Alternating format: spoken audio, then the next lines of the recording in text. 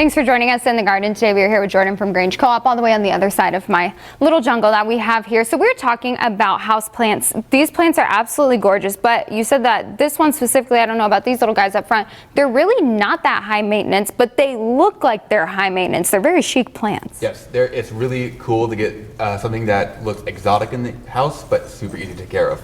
I want to do a focus on a particular house plant. This one is commonly called a ZZ plant. If you want to get fancy and flex on your friends, that's going to be Zamioculus zamiifolia. I don't expect everyone to remember that. That's what we call them, ZZ plants. They are introduced into the market relatively late, came out about in the 90s. So far, there's only a handful of cultivars. This is the species native to South Africa. You also have varieties such as Raven and Blackie that have that really dark foliage. These are definitely one of those it plants people are kind of going nuts over. You even have Zenzi, which is a little compact form of it, great for a desktop. Okay, so kind of like the TikTok plants that we're seeing right now. So for people who see these on TikTok, the internet, wherever, see this in the garden with us, and they want these in their house, how do you take care of them? Sure, first thing is find a good spot for it. Obviously they can get larger and wider.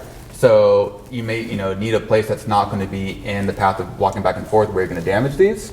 But you also want to pick a spot where they're going to be happy year round, you don't have to move it often. They can take quite a bit of light. They can also adapt well to low light, but expect your fronds to be a little bit on the leggy side if that's the case. Watering is the big thing for these guys. They are succulents, which means don't touch them as often as you think you need to. But as opposed to some other succulents like cacti and agave that might be finicky, and maybe some people have had a bad experience, these will actually tell you when they need some TLC.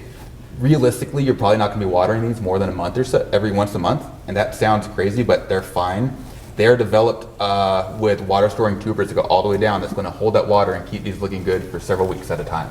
Okay, so really just head into Grange Co-op, pick one up. Obviously, you'll have to put it in a pot. Right. Okay, so then what goes in the pot with it?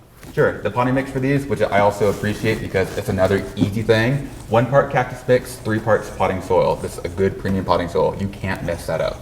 Okay. This is like perfect for me. This is like just my cup of tea when it comes to gardening. If I had to recommend an intro plant, I think ZZ is definitely going to be it. I've given this to several friends and family members who have historically struggled with plants by their own admittance. They've been very happy with the results. So as someone who has historically struggled with the succulent, do you think I could do this? Definitely. Okay, the beginner in the garden segments for people like myself. Thank you, Jordan. Thank you. And thanks for joining us today in the garden. If you would like to learn more about ZZ plants, you can head on into your local Grange Co-op, or you can head to our website, kdrv.com, and we will see you next time in the garden.